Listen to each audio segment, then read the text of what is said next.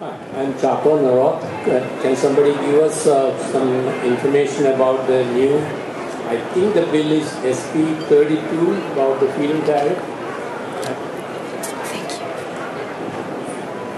I'm happy to take that. SP 32 isn't a bill, it's actually a pass bill, and we keep referring to it by its bill number, but it is actually a law. It was signed last year, and we finally have been able to get the PUC, which is the regulatory body, to take up the issue, because the issue is, what are the adders going to be worth in California? What is the ultimate price going to be that you'd receive under that program? So there's a lot of things that can go into that pricing structure. It can be time of use. It can be locality to ease congestion on certain lines, may give you a bumper. It can be GHG, although we've just heard that the PUC is holding on to really implementing our GHG law for another year at least. But there are several different slivers that are being debated and added on. The good news is that the docket is open. If you want to jump on, there's still a little bit of time if you want to become an intervener. Comments are due July 21st, so you might want to warm up that laptop if you haven't already. And they have said they're going to move it. They want to get it done. It's their number one priority. The governor has told the PUC, we got to get this out the door before CSI is totally off and gone. That's the good news, but until we actually see the numbers and people start to put forward their numbers, we'll have to wait and see where that comes out to. CALSEIA has done a waterfall study. They did hire an expert economist to come up with their set of numbers, and they are actively working with other renewable energy advocates in the space to get them to sign on and really back that proposal to try to get those prices up. I don't have the numbers at the top of my head. It has been filed, so go to the PUC, look up the docket, and you can get all the specific technical information on that.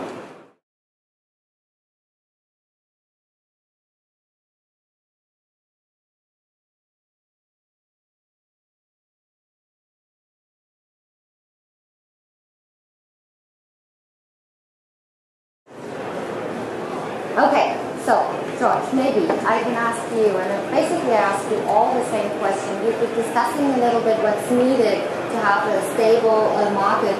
We've talked about changing end customer that's getting more and more educated, and we talked about the importance of the installer here in order to install all this capacity. With respect to what was discussed in the first part, the US market has developed towards a seller market. In 2011. Is that so? Do you agree with that? That would be the first question. And then what's really interesting for the audience here, what kind of implications might that have for the installers, for the downstream areas? If I could all ask you to answer that question. That's a lot to discuss right there. I don't think any of the manufacturers right now would say this is a seller's market. Over the past year we have experienced some challenging market conditions, but it is great to point out that REC did grow market share during these challenging times. There was an inventory imbalance that is showing some correction right now. Like I said, we gained market share. The good part about all of this is that the short-term availability of premium modules was unprecedented. The short-term availability of modules to the installer, to the distributor, that was unprecedented. Right now, how does that affect things? As I mentioned in my opening statement, margins are being squeezed at every level, but that's causing the industry to become more efficient, eliminating waste and improving efficiencies. Thank you very much. So I think for the last 5 years it's been a buyer's market, and I think it has to be a buyer's market if we're going to continue to really increase the adoption of solar in the U.S. market and push it forward. I mean, if it wasn't a buyer's market, we'd all be sitting here waiting for the first release of the iPad, because somebody has to actually be on the forefront and drive that adoption in the marketplace. And I think we see that. We see a tremendous opportunity. Sure, we have some price imbalances. We have some legislative challenges. to move forward. But it's a buyer's market for the fact that, you're starting to really see that there's instilled consumer confidence. When I say consumer, I mean the end consumer around solar energy. We've seen that taking place in the form of more and more installers coming to the marketplace, more and more manufacturers coming to the marketplace, and more comfort in both increased installation and production base by the end consumer. So, I mean, it is a buyer's market to the extent that we need to see that adoption. It's really our industry as a whole to drive this forward. No one's going to do it for us. I promise you, lobbyists for fossil fuel-based energy aren't going to say, all right, guys, we'll give you a shot in 2012. It's not going to happen. So we're going to have to continue to push it forward through consumer adoption. And the supply imbalances and the legislative imbalances are going to continue to take place as they do in most industries, and it's going to really require prudent business practices on all levels, and cost cutting and efficiency gains and consistency in order to drive the market to the maturity that it requires so we truly can compete with fossil fuels and drive grid parity. Thank you. Helen, what's your take on that? Well, I would agree with what Matthew said, that I do believe it is a buyer's market at the moment. The last few years, we've seen prices dropping in the PV module space. So what this means is that it's great for the end customer. There's better value in terms of installed costs have been going down. So I think this is great for the industry on the whole. And it means we're getting closer and closer to grid parity in particular regions with good installation levels. So I think that, if you look at the CSI database as well, the CSI rebates were very high when the program started. They're almost gone now, and you still see the ability to install solar systems in residential and small commercial spaces. And that's due in part to the fact that PV module prices have offset that loss in subsidies. So I think, as was mentioned before, our market is a global market. So when there are market fluctuations globally, it's going to have an impact on supply and demand. And we're in one of those stages currently, but I believe that it will kind of come to a rebalance over the next few quarters. Thank you. Nick. So, your point about it being a buyer's market, I think, is right on. I agree with that. I think what's really exciting in the solar industry is to see all the different and sort of new types of customers that are going solar, be they companies that are putting solar on their rooftops or large companies that are investing in solar power plants. So, today, many of the large PV facilities that are being built in California are owned by NRG, are owned by Google, are owned by large utilities, and it's the participation of these large companies that have taken the time to understand the technology that really, I think, demonstrates that solar is entering a period where it's in the mainstream. So as long as we do our job, we keep taking costs out of PV, we keep delivering reliable products, we're going to see continued growth in this industry. And that's really exciting. So I like it being a buyer's market too. It's the way it should be, I guess. Yeah, I guess we are all in agreement for a change on any panel. Well, maybe you can add like an extra point from the CALSEIA perspective and outlining a little bit, where is the downstream area going to? Well, I would say that it is the buyer's market, but I would emphasize it's an educated buyer's market, as was mentioned a little bit earlier, that people are starting to understand what levelized cost of energy means in dollars and cents to them. They're starting to shift from, I want granite countertops in my kitchen to I'm going to be in this house a while, so maybe it makes sense to purchase something that's going to be around and paying me back year after year, which would be a solar system based on the life of that system. One of the interesting things is we're seeing in other states, and California, again, is the first in this. With its CSI program, they did require certain warranties be given for those products, and they had to be certified in order to get those rebates.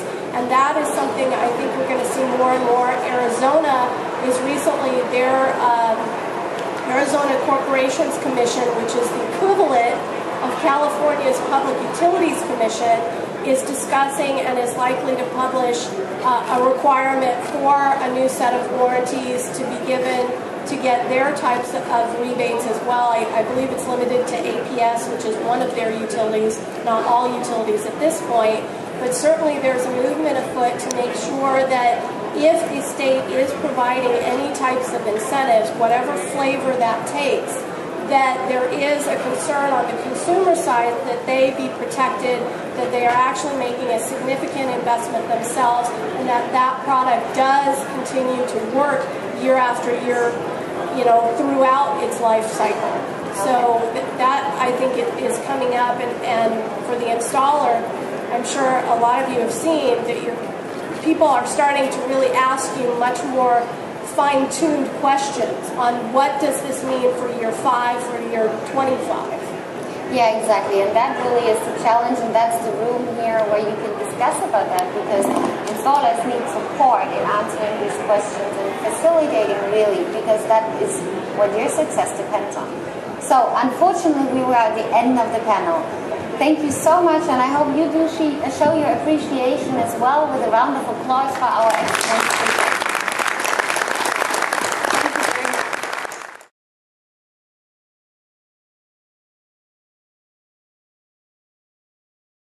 First of all, very special thanks to CALSEIA. I think you are doing really a great job here in California. This is great.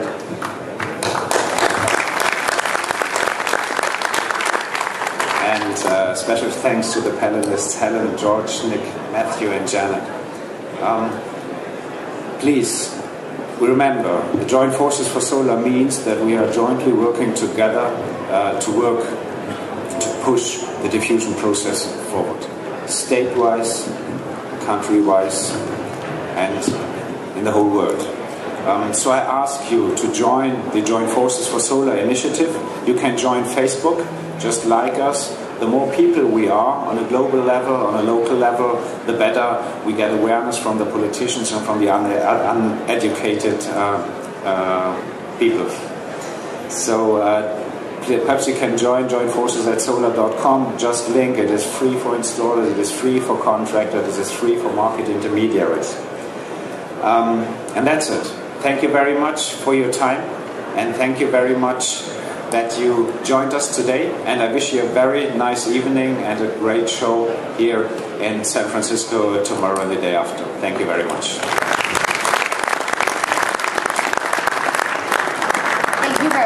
For those of you who know me, I always have the last word, so please allow me one sentence, and before you go out, make sure you have your contacts scanned if you want to have the presentation.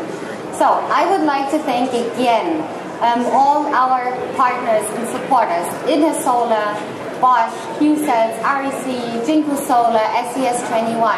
Please make sure you get their business card. Good afternoon, Intersolar North America attendees and exhibitors. Thank you for attending the Intersolar North America exhibition. Okay. The exhibits are now closed. Second, take more information about the Joint Forces for Solar initiative. You found that brochure. And third, see you in Texas, because that's where the next event is going to take place in October. So save the date. Thank you very much for coming here. Thank you very much for joining us today.